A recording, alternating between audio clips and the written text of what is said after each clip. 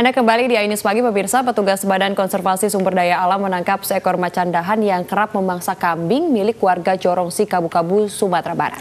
Binatang tersebut ditangkap setelah masuk perangkap yang dipasang oleh petugas.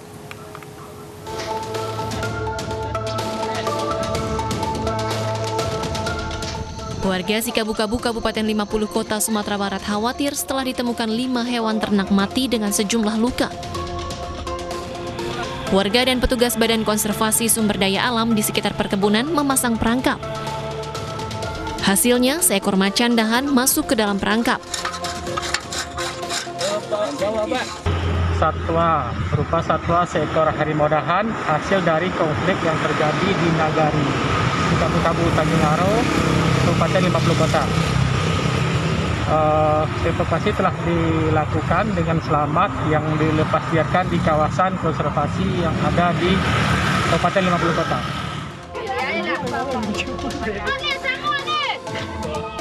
Setelah dievakuasi, macan dahan yang tertangkap akan dilepas di kawasan konservasi yang ada di kawasan Kabupaten 50 Kota. Dari Kabupaten 50 Kota Sumatera Barat, Agung Sulistyo, Ainus melaporkan. Pemirsa, pemadam kebakaran Kabupaten Batanghari, Jambi menangkap ular sepanjang 3 meter yang kerap memangsa hewan ternak milik warga. Ular pun sempat melawan saat ditangkap.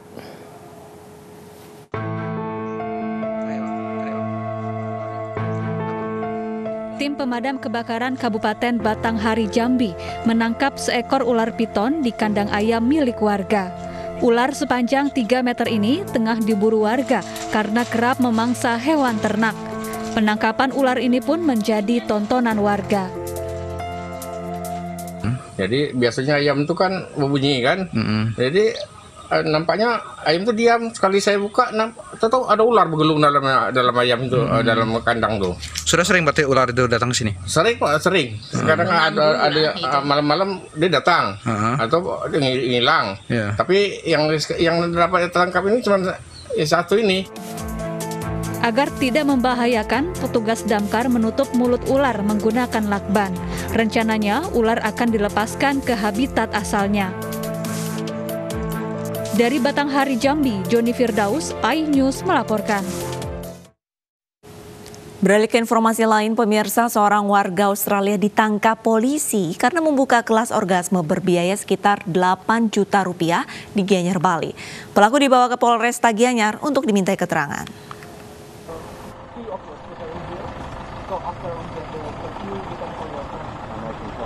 Petugas Imigrasi Denpasar mendatangi Villa Suara Sidi yang berlokasi di Desa Lontuduh, Gianyar, Bali yang diduga menjadi lokasi kelas orgasme oleh WNA asal Australia Andrew Irvin Barnes. Andrew membuka kelas yang mengajarkan muridnya untuk mencapai kepuasan seksual atau orgasme dengan tarif $600 atau 8 juta rupiah. Namun kelas ini batal karena viral di media sosial. Terkait dengan orang asing yaitu Andrew Barnes yang warga negara Australia melakukan praktek yang dinamakan Tantric Full Body Energy Orgasm Retreat. Nah, ini sesuatu hal yang baru sebenarnya bagi kita, tapi ini dilakukan oleh orang asing pada saat sekarang ini. Rencana akan dilakukan sebenarnya pada esok hari. Pihak Kemenkumham wilayah Bali masih menyelidiki praktek yang dilakukan warga asing ini dan bila terbukti melanggar hukum akan ditindak administrasi keimigrasian atau tindak pidana keimigrasian. Dari Denpasar, Bali, Aris Wiyanto, iNews melaporkan. Pemirsa, kita ke perkembangan kasus penyebaran COVID-19 di mana puluhan warga Brebes, Jawa Tengah di swab tes untuk lacak keberadaan mutasi baru virus corona B117. Warga tersebut merupakan tetangga tenaga kerja Indonesia yang sempat terpapar corona B117, Aisyah, sepulang dari Arab Saudi.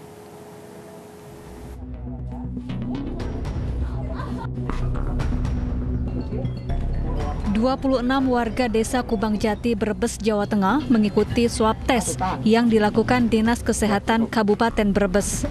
Ke-26 warga ini merupakan tetangga Aisyah, tenaga kerja Indonesia yang baru sembuh usai terpapar virus corona B117 saat pulang dari Arab Saudi. Pelacakan COVID-19 ini dilakukan usai Aisyah sempat menggelar pesta pernikahan anaknya akhir Februari lalu.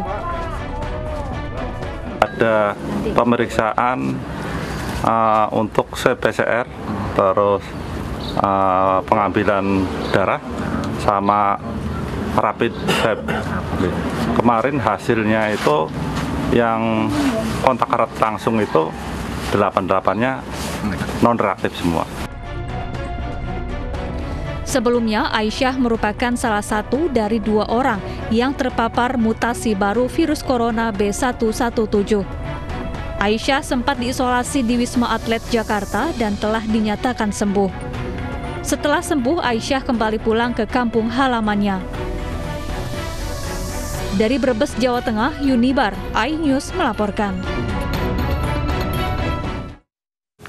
Pemerintah terus berupaya mengejar target vaksinasi nasional, salah satunya vaksinasi drive-thru atau layanan tanpa turun, yang mana sopir taksinya pun turut divaksin.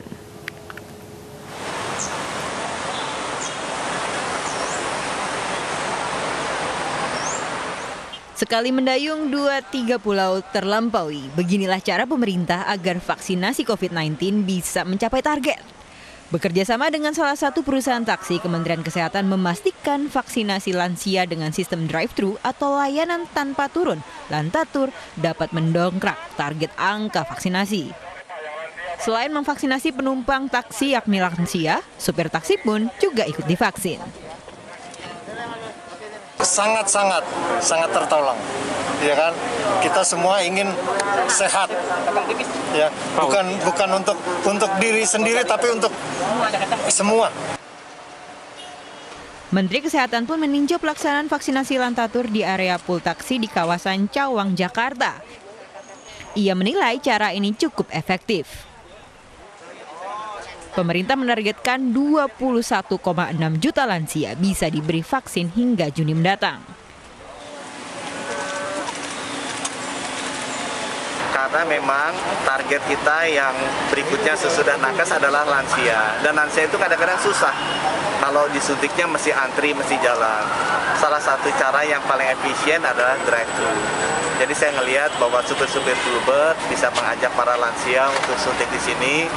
Sekaligus insentifnya ya supirnya boleh disuntik juga. Ya mudah-mudahan dengan demikian target kita untuk bisa vaksinasi 21,6 juta lansia itu bisa diselesaikan sampai bulan Juni. 21,6 juta lansia. Pak Menteri, Pak.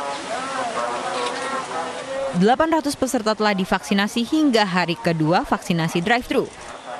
Rencananya vaksinasi Lantatur akan digelar di seluruh kota lainnya dengan target lansia dan seluruh pengemudi angkutan umum.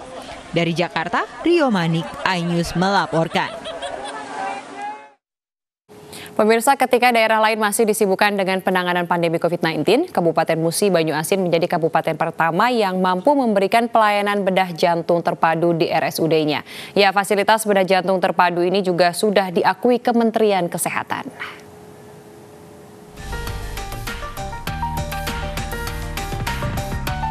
Melalui Rumah Sakit Umum Daerah Sekayu, Pemkab Musi Banyuasin berani melakukan gebrakan dengan menyediakan layanan bedah jantung terpadu untuk masyarakat.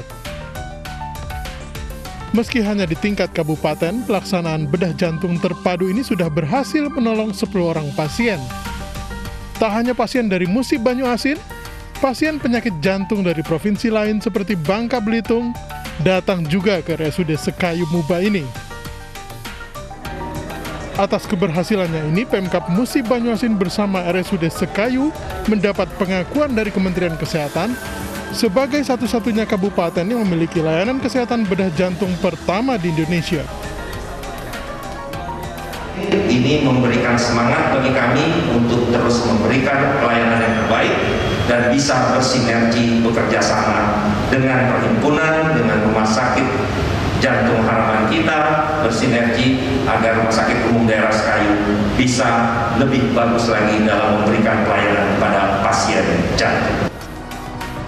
Himpunan Dokter Spesialis Bedah Torak, Kardiak, dan Vaskular Indonesia juga memberi penghargaan prestisius kepada Bupati Musi Banyuasin dan Direktur RSUD Sekayu. Pemirsa, di masa pandemi COVID-19, peluang sukses bukan berarti tidak ada. Seorang pelajar asal Sumedang, Jawa Barat, sukses mengembangkan sayuran hidroponik jenis kangkung.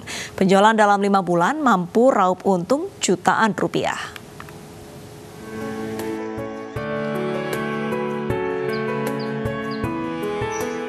Ferry Gunawan, seorang pelajar asal Dusun Pamarisen, Desa Mekarjaya, Kabupaten Sumedang, Jawa Barat, berhasil mengembangkan bakatnya dengan cara menanam sayuran hidroponik di tengah pandemi COVID-19. Ferry menanam sayuran hidroponik jenis kangkung dan pakcoy tepat di depan rumahnya dengan ukuran kolam yang tidak terlalu besar. Ferry menekuni usaha sayuran hidroponik saat masa pandemi COVID-19 di sela harus mengikuti sekolah secara daring. Tanaman sayuran hidroponik Ferry sudah berjalan selama 5 bulan dan sudah 10 kali panen. Dari hasil panen, Ferry menghasilkan uang 4 juta rupiah. Awalnya saya melihat dari saudara, kemudian saya tertarik untuk mencobanya dan alhamdulillah sekarang sudah mulai berkembang. Dalam waktu 5 bulan saya sudah 10 kali panen. Harapan saya semoga kedepannya lebih berkembang lagi. Dalam usahanya ini, Ferry berharap agar dapat terus berkembang dan bisa menambah kolam yang akan dijadikan tanaman sayuran hidroponik, agar usahanya semakin maju serta pesanan konsumen yang diminta bisa terpenuhi. Dari Sumedang, Jawa Barat, Beben HVA, iNews melaporkan.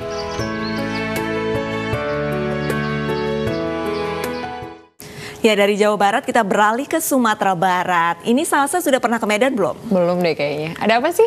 Nah, di Medan ini ada juga kisah sukses di masa pandemi. Seorang pemuda di Medan sukses meraup untung jutaan rupiah dari berjualan mie balap seafood. Dan berikut informasinya.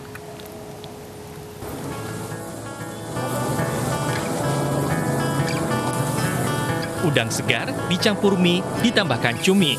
Menggiurkan ya. Ini dia mie balap seafood mile yang ada di Jalan Krakatau, Medan, Sumatera Utara.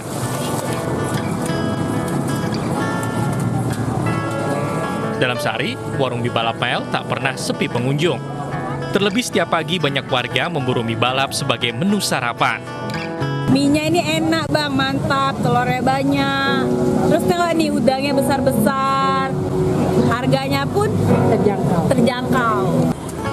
Dalam sehari saja, warung mie balap mile mampu meraup keuntungan lebih kurang 5 juta rupiah. Pemilik warung mie balap ini sudah menekuni bisnis kulinernya sejak 14 tahun lalu. Namun sebulan sejak pandemi, warung Bang Mile sempat sepi pembeli. Awal-awal pandemi datang ke Medan ya sekitar sebulan pengaruh juga sih. Setelah sebulan berlalu, normal kembali. Kini bisnis mie balap mile kembali normal. Satu porsi mie balap dibanderol dengan harga Rp15.000. Anda tertarik mencobanya?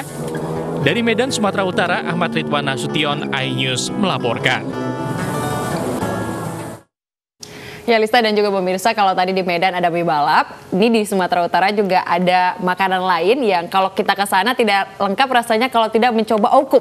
Iya, okup ini adalah mandi uap atau spa tradisional suku Karo yang sangat terkenal. Apa kelebihan dan manfaatnya? Kita ikuti liputannya.